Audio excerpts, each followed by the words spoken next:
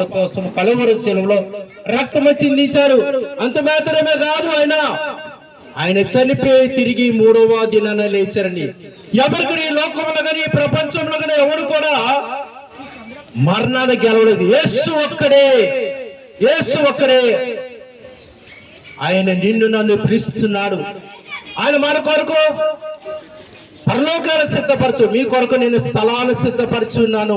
ఎవరి కొరకు? రక్షింపబడిన వారికి కొరకు ఆయన పరలోకంలో సిద్ధపరిచున్నాడు.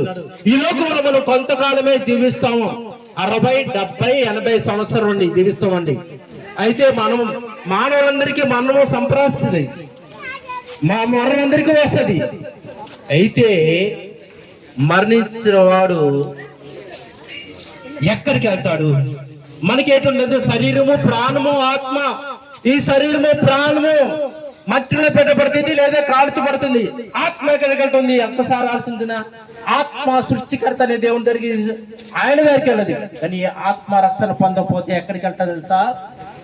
భూమి కింద ఒక స్థలం ఉన్నది. ఏ స్థలం? అగాధం అనే స్థలము, పాతాళం అనే స్థలము, అది నరకం అనే స్థలం అని ఉంటుంది. నశించిపోయిన మానవుడు వెతికి రక్షించడానికి యేసుక్రీస్తు వచ్చారు. అయితే ఆ నరకానికి మనం వెళ్ళకూడదండి. ఆ నరకానికి వెళ్ళకూడదని దాంతో మేము అందుగా సువార్త ప్రకటించుంటే, నరకమునే ఎవరు వెళ్తారంటే దేవుని ఆజ్ఞను అతిక్రమించి వారు వెళ్తారు. మరి పాపం చేసినటువంటి వారు, అలాగే దేవుని మీద తిరుగుబాటు చేసినటువంటి వారు అందరూ కూడా ఆ నరకానికి తురియబడతారు. అందుకేనండి మేము ఈ శుభవార్త ప్రకటించండి. ఏదో మాటలు చెప్పడానికి రాలేదు, కానీ యేసు ఒక్కడే. యేసు రక్తము ప్రతి పాపము నుండి మళ్ళీ పవిత్రంగా చేయను.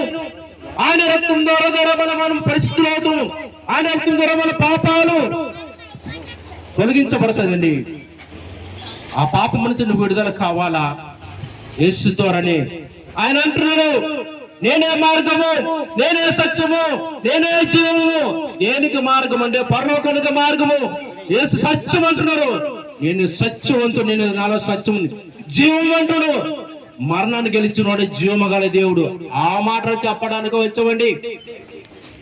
అంత మాత్రమే కాదు, ఈ భూమి మీద ఉన్నప్పుడు ఆయన ఎన్నో అద్భుత కార్యాలు, ఆశ్చర్యకార్యాలు, సూచ్యక్రియలు చేశారు.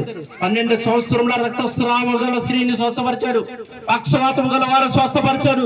చూపు లేని వారికి చూపు ఇచ్చారని, జ్వరంతో బాధపడుతున్న వారు కూడా యేసు ప్రభువు స్వస్థపరిచాడు.